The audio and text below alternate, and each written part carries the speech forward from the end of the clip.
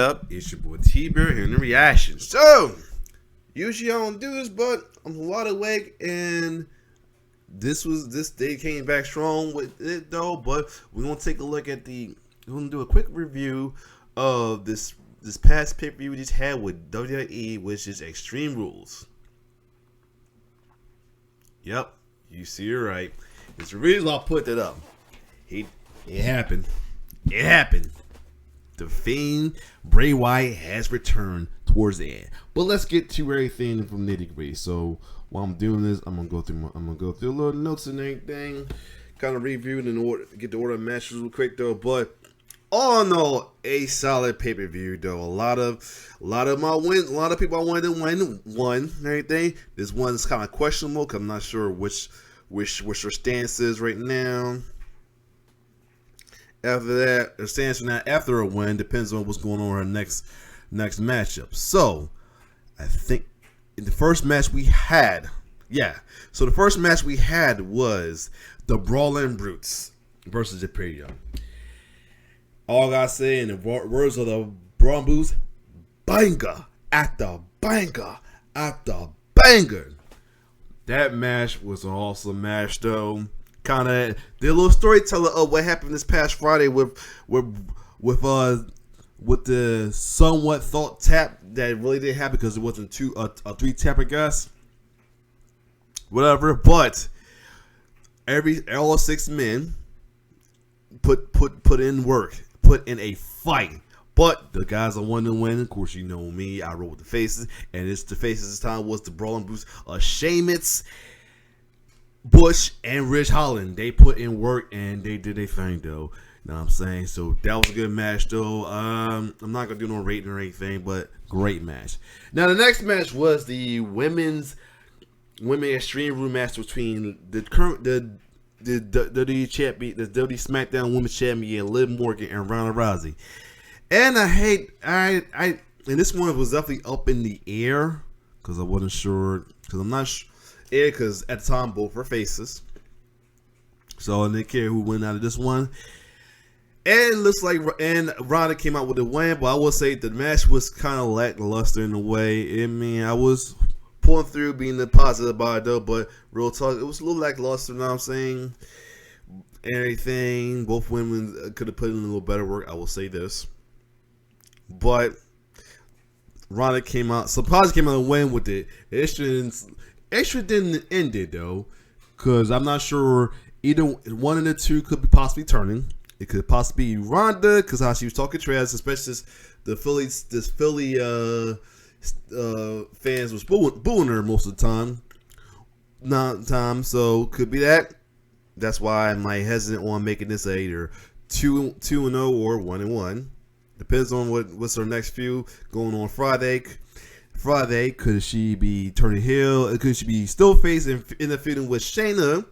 Or she can be heel and Shayna be face as I created a monster by, because Shayna wanted her to see her vicious side and everything. Used to be no. Take it back. She used to be a monster, so she could be Ronda still hassling Shayna and then she be face and go against her. Or Ronda could still be face and go against Charlotte and go against a returning Charlotte or somebody else. As for Liv, the reason I'm saying this question about Liv, when Liv was getting I guess choked out by a submission that Ronda did with her leg, instead of tapping out, she actually passed out, and before she passed out, she started smiling. So this could be a Harley Quinn X gimmick she gonna go into. Has she been like kind of teasing for a minute? Could this Harley Quinn S gimmick be a continued face turn but cycle, or a cycle heel turn? Who knows? Either way, but regardless, the match itself was kind of lackluster. I would admit that. So there's that. All right, next up we had was Drew McIntosh and Karrion Kross for the strap match. It started out good and everything. It started out a pretty good match or everything between Drew and Kross beating the shit out of each other with the straps, and took time for the match to start because they beat each other through the crowd and everything. But the end was kind of lackluster. I know heels do heel thing, but it's one of the ones like it was a shit ending. You know what I mean? A weak ending because because they had to pull a heel move for them to win, and that's with Scarlett spraying Drew with a pepper spray, and then Karen Cross getting his move on him and everything, which was ridiculous. But either way, they put on a good match. At the ending was very questionable. So other than that, so we'll see where it's going next. Could it be a rematch between Drew or Cross, or both could be moving on to a different feud? A little in between match. We had some segment with the Miz accusing the Flyers Gritty for being Dexter Lumis, which was the case, and Dexter Lumis ended up choking out the Miz. I'm not sure I got ahead of that, but anyway, fun moment right there. Next up we had was the women's match between Bianca Belair and no. Edge and Finn Balor I Quit match. I'll make sure I ain't skip. Yeah, it was an I Quit match. Now, this was good. They went through a banger match and crazy storytelling and everything. Fighting each other, trying to get each other quits throughout the arena, through damn near the backstage, the crowd, everywhere and everything. And then, of course, Justin didn't have to interfere, but Ray tried to even things out. But we also had another equalizer, and that was the wife of Edge, Beth Phoenix. Like, Edge was about to get the win after Beth Phoenix beat off, pause. Fending off, I said beat off. Fending off fending off both, Justin and mainly Rhea off with, Edge, including Edge taking out Dominic, thank you. Wish Ray would take some sense and beat them and give him some the beating he deserved. But first, before I go forward, shout out to Michael Cole getting his JR moment through that whole match burst to the end, which I'm about to get to.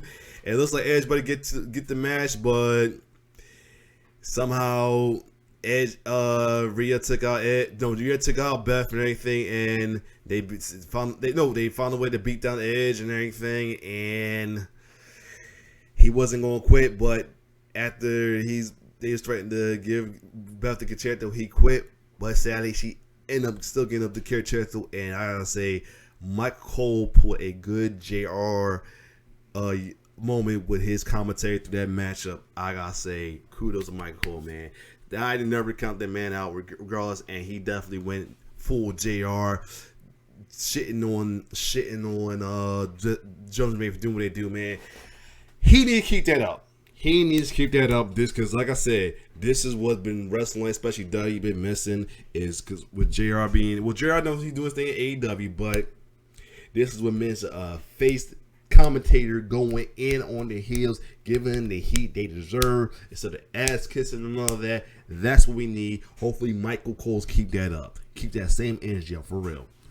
On to the next match. Bianca Belair versus Bayley. That was a good ladder match and everything.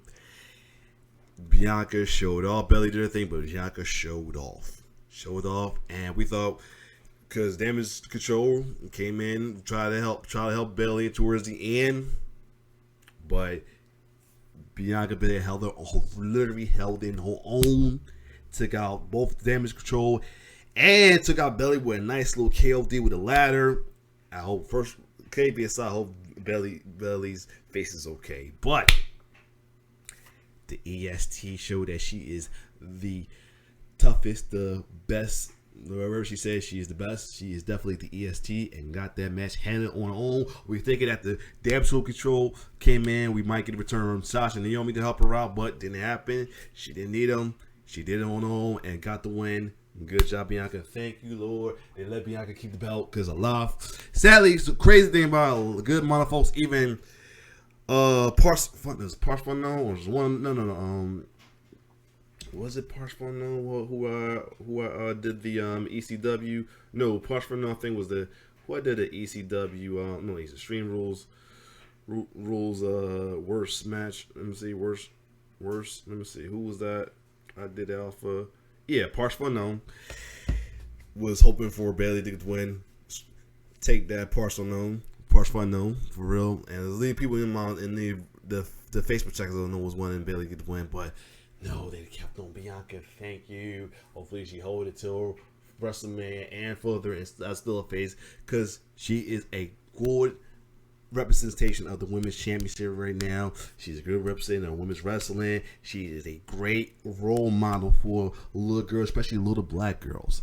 I am so glad they kept it on her, man. Keep it going. Keep the train going. Oh, never mind. As I will say, it's possibly Liv might be the one turning heel because there's a video up right now of Liv going to a dark place. You know what? After I finish this, we're gonna check that out. Now, the final match. The fight pitch match. With Daniel Cormier, special guest rate between Matt Riddle and Seth Rollins. That was a good match. That was a great match. They did their thing with that. A lot of story, a lot of crazy moments. Both Riddle and Seth did their thing. No, I don't roll with Seth, but he pulled things off. Came out with the RVD little fit and everything. And Riddle kept doing the thing. Daniel Cormier let them know he ain't the one to play. Cause a couple times they didn't put their hands on Daniel. They're trying to brush him off. He yoked them up saying, "Don't touch me. I'm not the one you're fighting. You're fighting your opponent. Don't touch me." Because I was hoping one of them try it and Daniel Cormier give them the beats, but DC didn't. But oh man, I thought Seth was gonna get it, but Riddle came through at the end and showed, because I think before she lost one of his fight pitch match in NXT. Hopefully he get the win. Plus he needed to win against Seth because Seth got him a couple times, I think. He ain't got the win.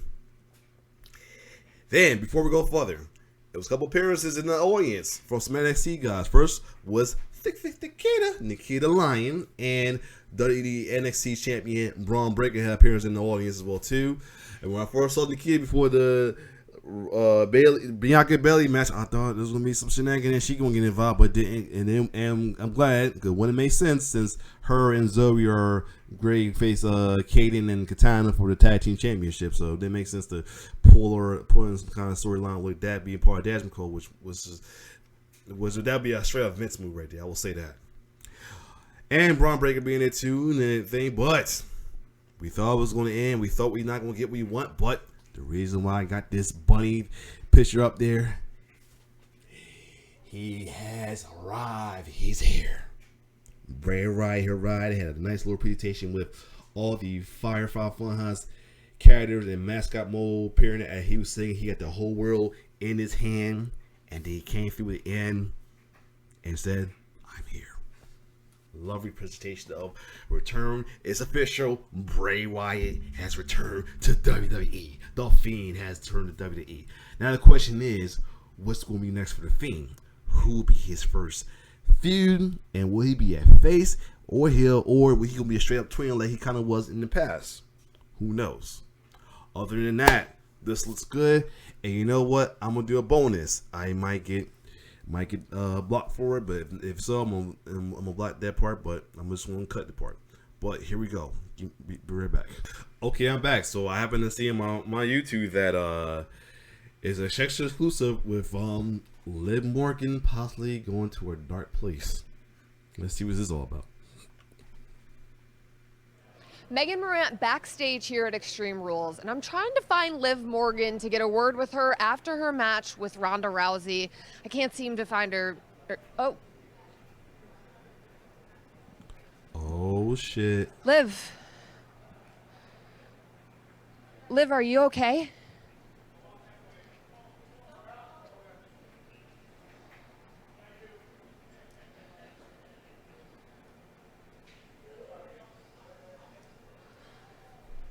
Oh, okay.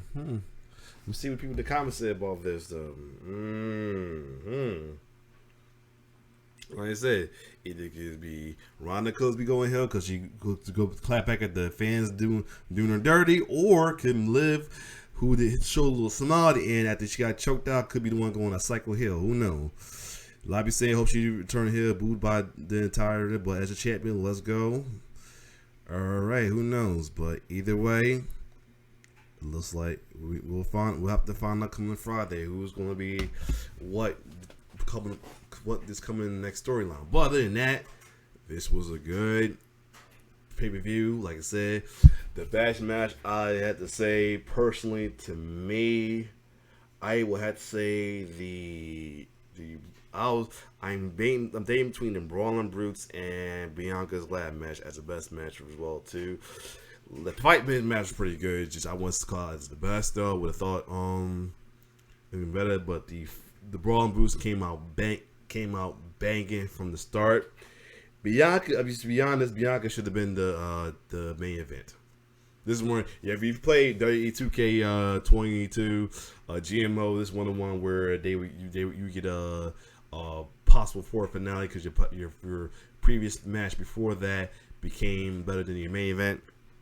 But not as much. But some may say that Matt Riddle one was better, but I kind of say that between the Brawling Brutes and Bayley, there was the best two matches up there. The least is definitely the SmackDown Championship. That could have been way better. The Edge was definitely, I would say, it's definitely top as well too. I ain't gonna not the line. Definitely a little in between. The Drew and Cross one was pretty good just then. It was lackluster because it was like the typical must. It was like the must. I get that you have to do a heel move to get the win, but it was like too cliche of a heel move. Like it was like that's just it. We already knows what happened. Wasn't like no shocking move or something like that. It was like we know where it's going. But other than that, comment down below what you believe. John, what was your favorite matches, and if you have a great system, what you grade each match as well too. And what do you think is going to go on going forward, especially with the return of Bray Wyatt, the Fiend. If you like, remember, you like my review, like, share, subscribe to my YouTube channel. It's your boy T-Bird signing off. One love.